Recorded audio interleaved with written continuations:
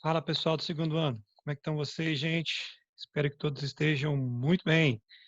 Então, hoje nós estamos aí para mais uma semana de estudos e o nosso assunto desta semana é um assunto interessante.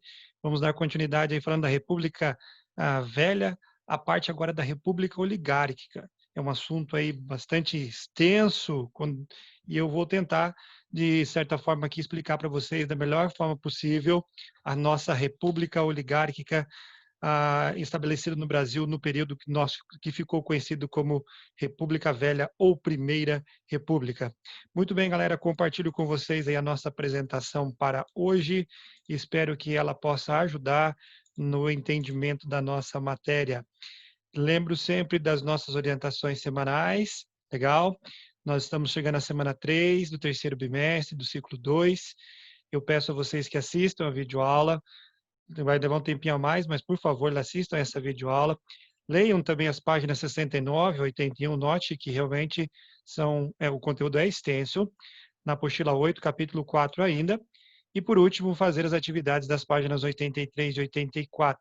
Na sexta, eu posto então o gabarito e também quero ver vocês lá no nosso fórum, participando também da nossa sala virtual para esclarecer dúvidas, para a gente conversar, bater um papo e conversar a respeito especialmente da nossa matéria, tá bom, gente? Por favor, conto com vocês também nessa sexta, que está no fórum e na sala virtual. Vamos então falar a respeito da República Oligárquica, a parte que ficou conhecida como República Velha. Então, nesse período, gente, nós temos aqui a famosa, né, política do café com leite. Conforme vocês veem aqui no nosso fundo, vocês têm essa alternância no governo entre as duas elites brasileiras, a elite paulista e a elite mineira, né? Então, era justamente isso que é o café com leite, a política do café com leite. Ter essa alternância de presidentes do poder federal, né, verdade, entre políticos de São Paulo e Minas Gerais. Era um acordo previsto por eles, que um apoiaria o outro numa sequência de presidentes do Brasil. Então, era um controle aí realmente no nível federal, certo? E as outras oligarquias? Ficavam de boa? Não, nem todas aceitavam esse domínio. Pô, mas a maior parte delas acabava realmente, né, apoiando o acordo entre eles, porque essas elites acabavam cedendo cargos, ministérios para outras elites, como, por exemplo, Rio Grande do Sul, Bahia e também Rio de Janeiro. Tá certo, gente? Então, era dessa forma que eles acabavam apoiando um ao outro nessa política do café com leite.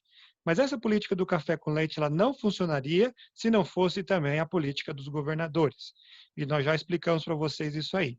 O que foi a política dos governadores? No governo de Campos Salles, começa um acordo firmado entre os presidentes e governadores. Esse acordo, os governadores dos estados menores, eles vão contar com o apoio aqui incondicional do presidente da República para os seus projetos de governo ou até realmente projetos pessoais. Em troca, o que os governadores tinham que dar? Eles iam garantir a eleição de políticos afinados com o governo federal, para que depois, né, a Câmara de Deputados e o Senado fosse formado de pessoas que apoiavam o governo federal. Assim sendo, também aprovavam as leis que beneficiavam o, o governo federal, né? Então, aqui, gente, é interessante. E nesse apoio deles estava o seguinte também, a seguinte prática. Olha, é um apoio mútuo, eu te apoio, você me apoia. Outra coisa também era a não interferência de ambos em seus governos. Cada um, né, governava do jeito que você queria. O importante era que ambos apoiassem os seus projetos políticos. Então, os governadores garantiam a eleição de pessoas afinadas com o governo federal, enquanto o governo federal ia apoiando esses a serem eleitos, a esses governadores a serem eleitos. Tá vendo? Então é bem interessante como o apoio vem lá de cima do governo federal, agora vai para o nível estadual e chega até no nível municipal. Só é possível isso acontecer porque daí surgem também um outro sujeito histórico importante que é o coronel, né? O coronelismo, essa prática muito comum também na época da República Velha, gente. Esse elemento histórico aí, o coronel, essa figura, né, que ficou conhecida justamente como os grandes latifundiários, os donos das grandes terras. Eles usavam o seu prestígio pessoal para arregimentar votos em troca dos quais eles obtinham financiamentos do governo ou obras infraestruturais como barganha política. Também, muitas vezes, eles apelavam para a força, né? Faziam isso tanto na base da força, como também em troca de favores com a população. É interessante de se pensar, gente, que quanto maior o curral eleitoral, o que é esse curral eleitoral? Era o número de eleitores sobre que o coronel tinha influência, né, que ele podia controlar, certo? Então, quanto maior esse curral eleitoral, maior o poder deste coronel. Então, é interessante aqui que tinha essa força deles, né? Agora também, além desse elemento, vamos dizer assim, histórico que é o coronel, tinha também o elemento constitucional. E esse elemento constitucional era expresso através do voto de cabresto. Como o voto era aberto, poderia ser controlado e manipulado pelas pessoas de poder, como no caso aqui os nossos capangas dos coronéis que estavam querendo simplesmente aqui, né, orientar. Lógico que essa figura aqui não condiz à época, porque as mulheres não votavam ainda naquela época, tá certo? Nessa imagem aqui de baixo. Mas aqui você também vê justamente a expressão da nossa querida república, essa mulher, aonde o eleitor está sendo conduzido pelo coronel, por aquele que iria levá-lo até a boca da urna para votar, né? Então, era a forma que assim eles controlavam os votos, através do voto de cabresto. Muito importante também essa prática aqui para nós. Gente, é interessante se notar que durante todo esse período de República do Café com Leite, somente 2 momentos aí que foi ameaçada esta a autonomia, esse monopólio de Minas e de São Paulo. Foi em casos com Rui Barbosa e também com Hermes da Fonseca, né, que foram pessoas que tentaram ir além desse acordo, né, entre São Paulo e Minas. O Rui Barbosa, por exemplo, na campanha dele, na campanha civilista, ele tenta procurar realmente os votos de pessoas que estavam descontentes com essa situação, porém, não foram suficientes para derrotar a máquina eleitoral dos grandes latifundiários, né? Bem como também o Hermes da Fonseca, um militar, que tentou também ir contra, mas não foi suficiente o papel deles. Tá legal, gente? Agora, falando de economia da época aqui, desculpa, vamos pensar aqui também nessa estrutura representada nesse gráfico para vocês. Note aí, gente, no nível federal nós temos o presidente que vai, né, controlar aos nossos amigos aqui governadores, que por sua vez governam também em prol e com o apoio dos coronéis locais. Nós temos o nível federal, estadual e municipal. No federal, nós temos a política do café com leite, né? Essa alternância entre eles no poder. Na política dos governadores, nós vimos lá que esse apoio mútuo entre presidente e governo possibilita a criação de leis que vão beneficiar esse grupo da elite, né? E por último, o coronelismo, aonde eles podem arregimentar os votos das pessoas mais pobres e especialmente das pessoas de uma forma geral, porque até o voto dos mais pobres nem era possível nessa época ainda, muitos deles, né? Mas arregimentava os votos a fim de que fossem eleitos os candidatos que iriam beneficiar tanto os governadores como também presidentes, tá bom? Então é assim que era a máquina do governo naquela época, se a gente pode assim dizer desse termo aí, tá bom, gente? Bom, agora sim, falamos um pouco da economia da época. O Brasil ainda era dependente e grande parte da nossa produção tinha a ver com o café. Então, para poder realmente defender esse setor agroexportador, precisou realmente haver algumas medidas do governo. Por exemplo, como a chamada socialização das perdas. Essa socialização das perdas vem com um evento aqui que nós conhecemos como Convênio de Taubaté. Uma reunião, especialmente das oligarquias, é lógico, né? Onde ficou decidido o seguinte: o governo federal compraria o excedente da produção de café. Para que isso? Para que, né, controlasse a lei da oferta e procura. Se tivesse muito café no mercado, o preço cairia. Então, esse excedente da produção deveria ser comprado pelo governo. Mas aonde o governo conseguiria esse dinheiro? Através de empréstimo estrangeiro. Essa era a forma como deveria ser conseguido. Mas e para bancar o empréstimo depois? Para pagar esse empréstimo depois? Como é que ia fazer? Aumentava os impostos. Ou seja, na conta de quem caía tudo isso? Exatamente, cair de conta da população, né. Esta charge aqui mostra justamente a política do encilhamento que nós já explicamos para vocês, e que mostra também muito sobre essa política de especulação financeira recorrente nesta época aqui da política do café com leite. Bom, galera, muito bem, continuando aí, gente, a gente vai falar agora aqui sobre, especialmente, os conflitos sociais da República Velha. Nosso livro elenca ali para nós esses 5 principais.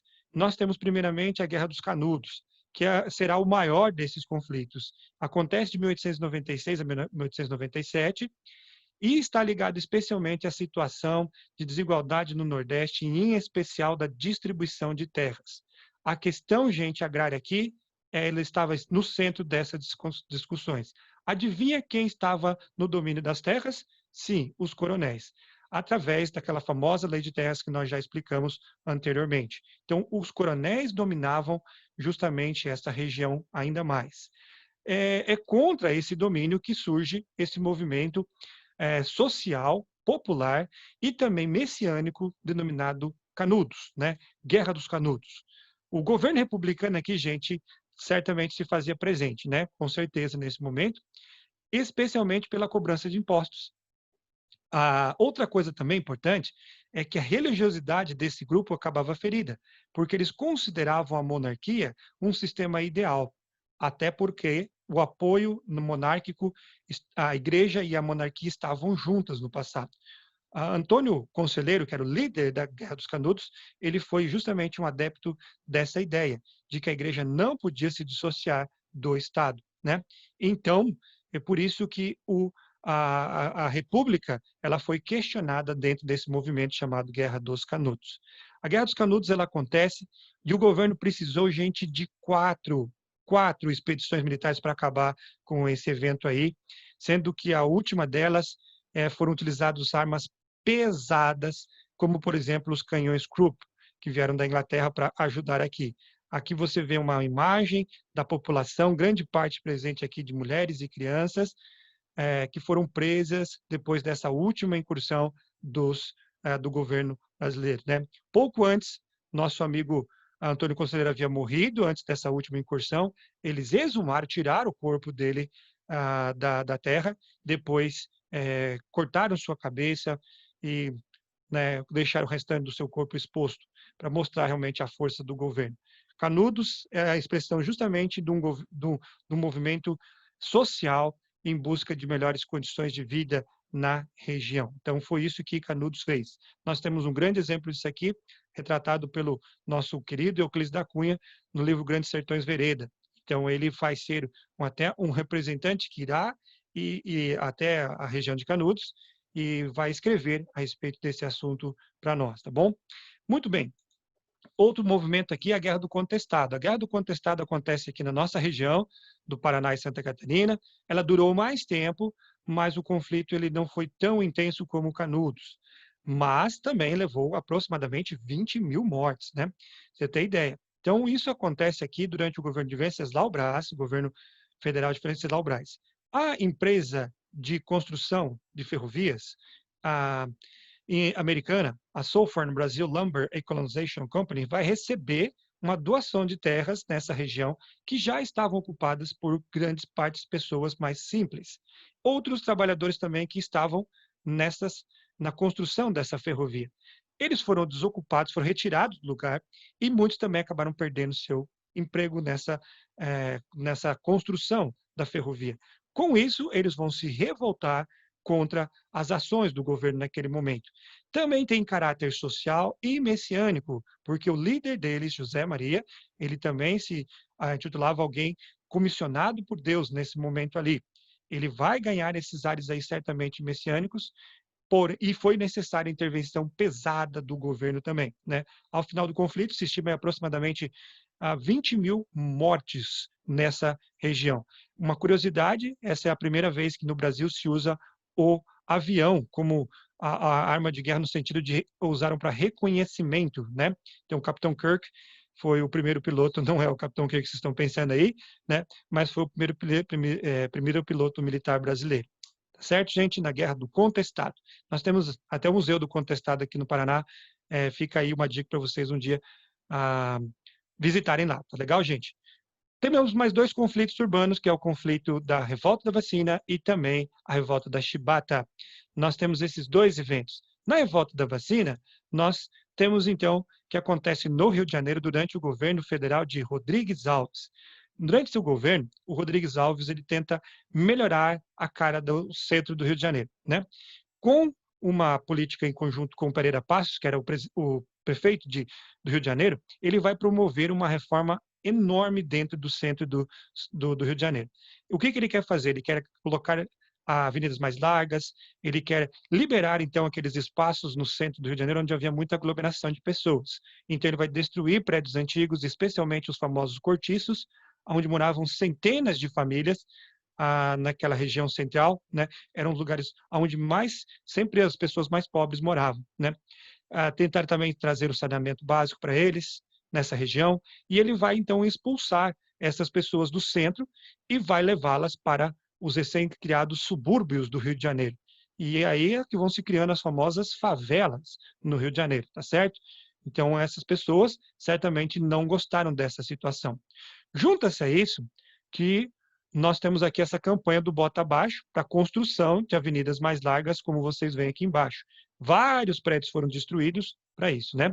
Juntando-se a isso, gente, nós vemos aqui que o que vai acontecer, há uma campanha para tentar acabar com a febre amarela.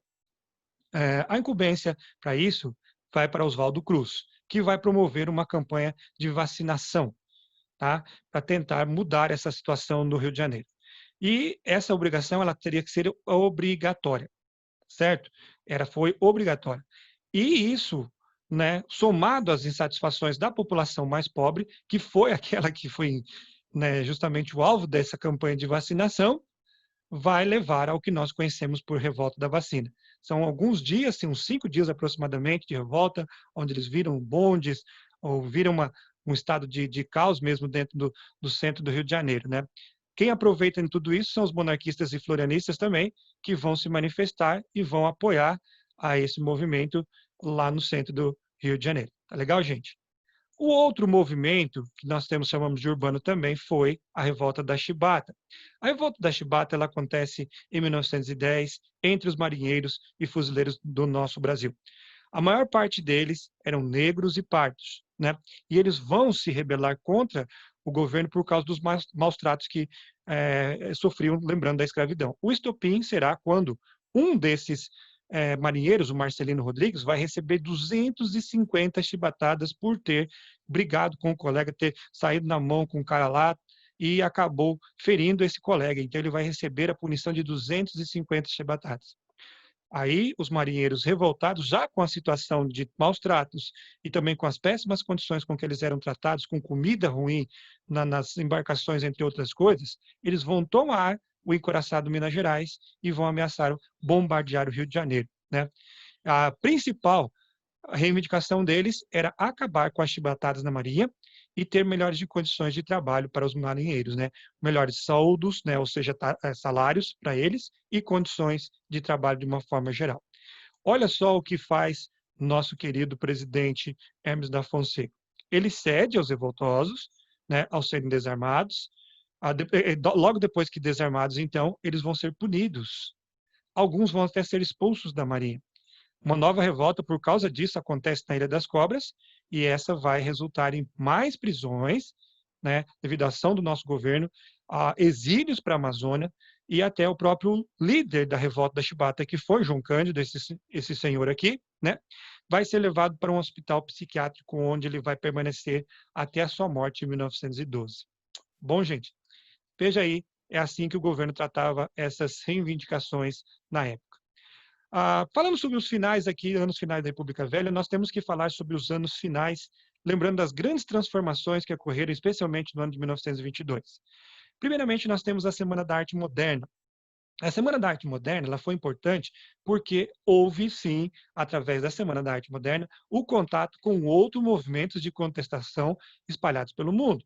As pessoas estavam cansadas do mesmo, queriam realmente, né, mudar. E isso, com a Semana da Arte Moderna, teve essa utilização da arte para contestação no mundo todo. E quando esse evento aconteceu no Brasil, sim, certamente chamou a atenção de muitas pessoas. Outra coisa importante foi a fundação do Partido Comunista, formada especialmente por operários em 1822, 1922, perdão, 1922, não 1800.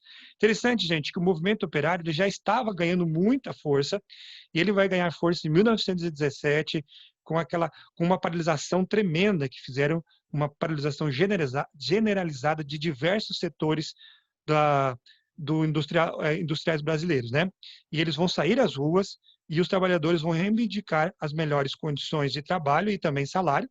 E a luta deles foi certamente fundamental na conquista de direitos trabalhistas no nosso país, né? E em 1922 se funda o Partido Comunista, baseado justamente nessa luta dos operários.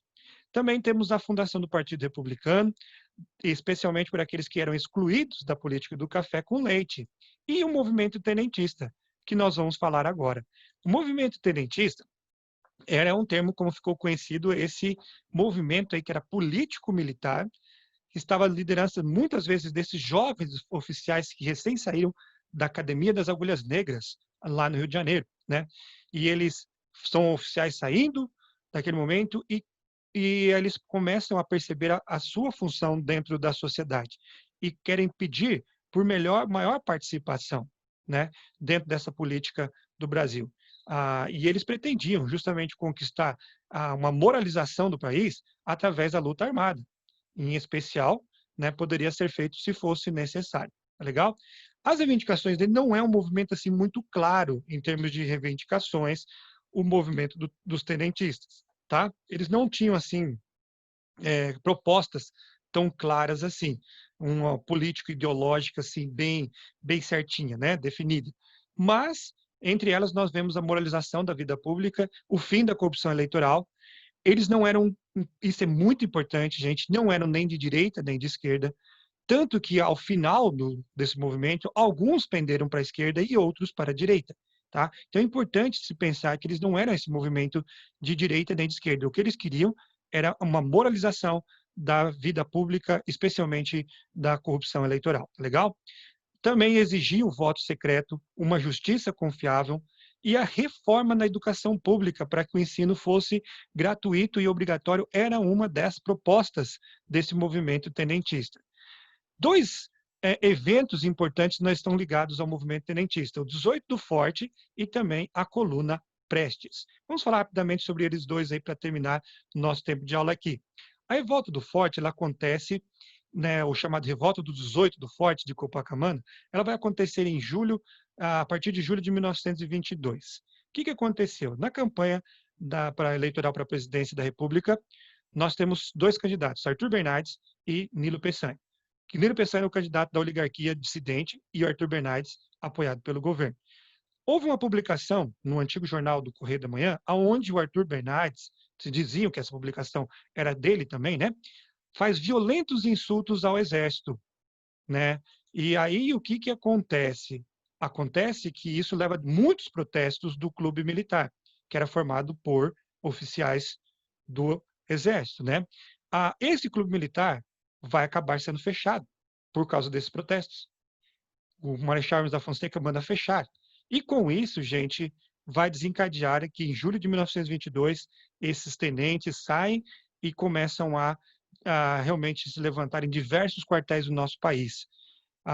Em especial, né, foi o último a ser apaziguado, né, dessa revolta foi o quartel de Copacabana. Né? Foram controlados os outros ali à força, mas o de Copacabana não.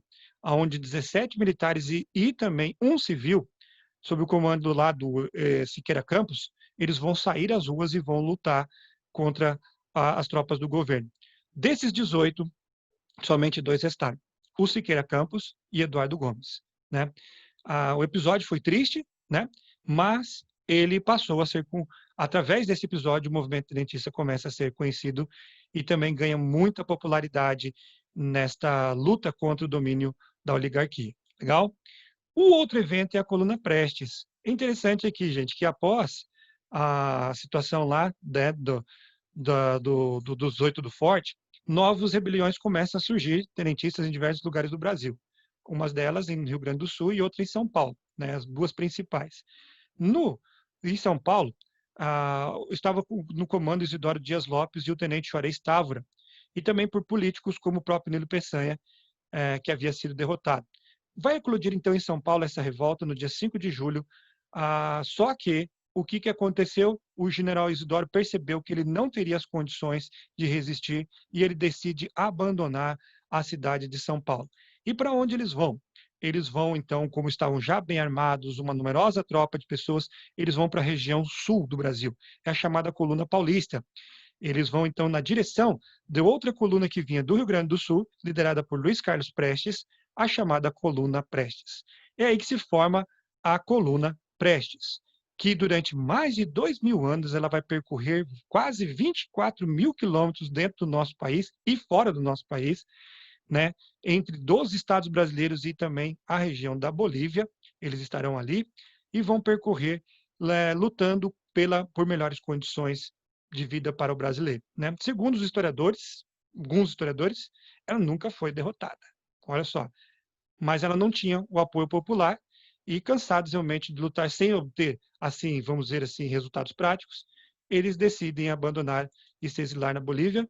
E nós sabemos que o Luiz Carlos Prestes, depois disso, será o grande líder, especialmente do Partido Comunista no Brasil. Bom, veja aqui, gente, essa reivindicação no trecho dos princípios de líderes da coluna Prestes. Somos contra os impostos exorbitantes, a incompetência administrativa, a falta de justiça, a mentira do voto, o amordaçamento da imprensa, as perseguições políticas, o desrespeito à autonomia dos estados, a falta de legislação social, o estado de sítio. Somos a favor do ensino primário gratuito, da instrução profissionalizante e técnica, da liberdade de pensamento, da unificação e autonomia da justiça, da reforma da lei eleitoral e do fisco, do voto secreto obrigatório, da liberdade sindical, do castigo de defraudadores do patrimônio do povo e aos políticos corruptos, do auxílio estatal às forças econômicas.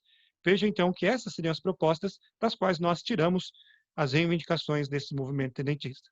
Bom, gente, então é isso aí. Espero que vocês tenham compreendido, galera. Se ficou dúvida, por favor, entre em contato comigo. Boa semana de estudos, galera.